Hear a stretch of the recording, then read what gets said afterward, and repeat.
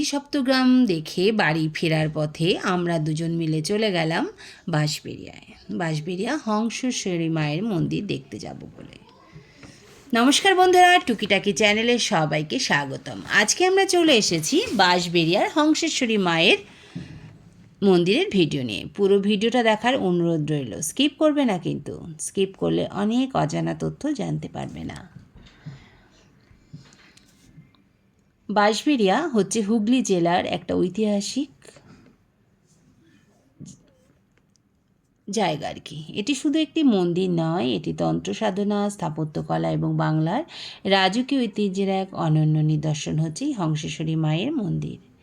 আর তাছাড়া বাঁশবেড়িয়ায় গেলে তোমরা অনেক 4-5টা স্পট দেখতে পারবে, যেমন ইমামবাড়া রয়েছে, কাছে রয়েছে ব্যান্ডেল চার্চ, পাশে লাহিড়ী বাবার আশ্রম, এদিকে আছে ত্রিবেণী সঙ্গম, তারপরে ত্রিবেণীতে রঘু ডাকাতের কালীবাড়ি আছে। একদিনের ট্রিপের জন্য বাঁশবেড়িয়া খুব সুন্দর একটা জায়গা। সকালে বেরিয়ে রাতে বাড়ি ফিরে আসাই যায় এবং একটা সাজানো গোছানো শহর। আমার তো ভীষণ ভালো লাগে। তোমরা একদিন গিয়ে বাঁশবেড়িয়া ঘুরে আসতেই পারো।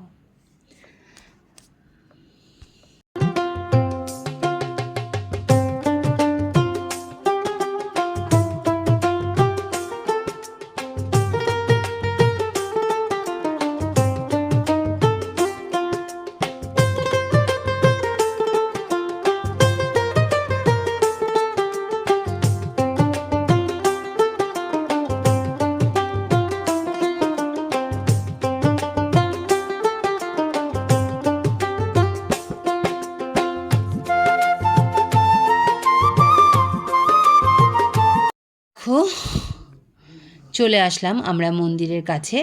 একটা ডালা নিয়ে নিলাম, খুব তাড়াতাড়ি করে মন্দিরের দিকে যাচ্ছি পুজো দিতে, কারণ মন্দির বন্ধ হওয়ার সময় হয়ে যাচ্ছে। যে আমি এর আগে অনেকবারই এসেছি বাঁশবেড়িয়ায় এই মন্দিরে, কিন্তু আমার কিছু না কিছু কারণে ভেতরে ঢোকা হয়নি, মায়ের দর্শন আমি পাইনি। তবে আজকে মায়ের দর্শন পেয়ে আমি অভিভূত, আমি আপ্লুত, যা ভাষায় প্রকাশ করে বোঝাতে পারবো না।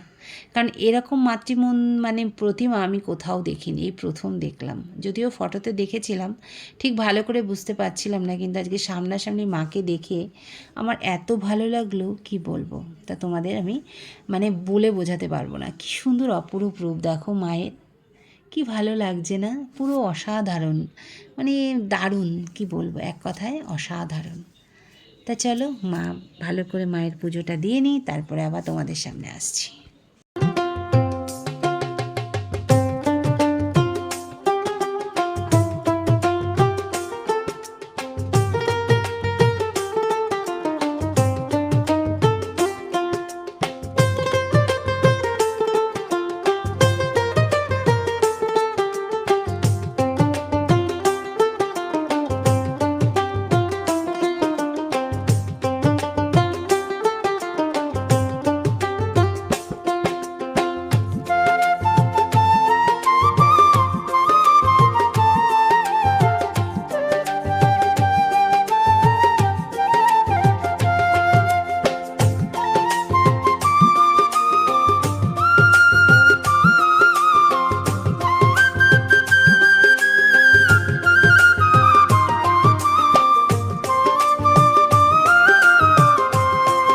মায়ের মন্দিরে পুজো দিয়ে নিলাম, এখানে প্রসাদ দিচ্ছিল, প্রসাদও পেয়ে গেলাম।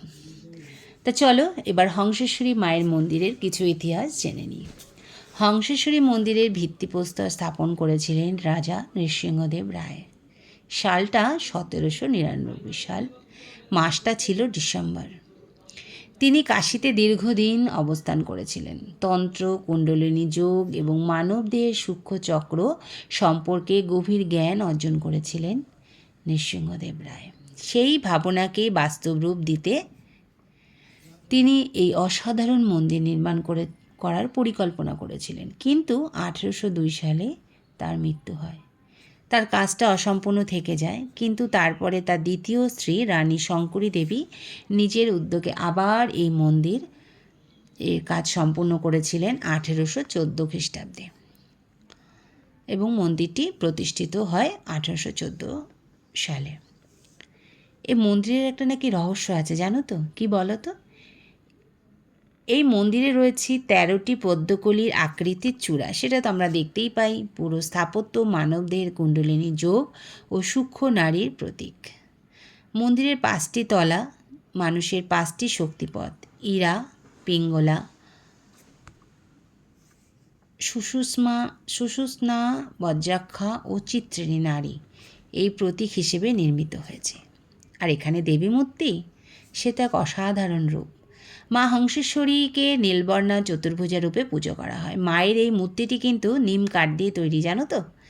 তিনি শায়িত শিবের, মানে শিব শুয়ে আছেন, শিবের নাভি থেকে যে পদ্ম উদ্ভূত হয়েছে, সেই পদ্মের উপরই মা প্রতিষ্ঠিত। এই রূপ শক্তি ও শিবের মিলনের প্রতীক। কি অসাধারণ না? কত ভাবনা থেকে মন্দিরটা তৈরি করেছে বলো তো। কি বলবো, সে ভাবনা ছিল অসাধারণ, সত্যি অসাধারণ। এরপরে আসি বাঁশবেড়িয়ার রাজবাড়ির কথায়। মন্দিরের পাশেই রয়েছে কিন্তু প্রাচীন রাজবাড়ি। অবশ্য সেই ভিডিওটা আমি তোমাদের সামনে খুব ভালো করে দেখাতে পারলাম না, যেহেতু রাত হয়ে গেছিল। দিনের বেলা হলে ভালোভাবে দেখাতে পারতাম। এক সময় একটি পরীক্ষা দ্বারা বেষ্টিত ছিল, যা রাজপরিবারের নিরাপত্তার জন্য তৈরি করা হয়েছিল। সেই পরীক্ষাটা আমি তোমাদের পরে দেখাচ্ছি। আজও রাজবাড়ির ধ্বংসাবশেষ সেই গৌরবময় অতীতের সাক্ষী বহন করে চলেছে। এই মন্দিরে আসলে তোমরা 3টে দর্শনীয় স্থান দেখতে পাবে। একটা হচ্ছে হংসেশ্বরী মন্দির, আরেকটা হচ্ছে অনন্ত বাসুদেব মন্দির, আরেকটা হচ্ছে বাঁশবেড়িয়ার রাজবাড়ি। এই একই জায়গায় 3টে জায়গা তোমরা দেখতে পাবে। হংসেশ্বরী মন্দির হচ্ছে তন্ত্র দর্শনের অনন্য স্থাপত্য।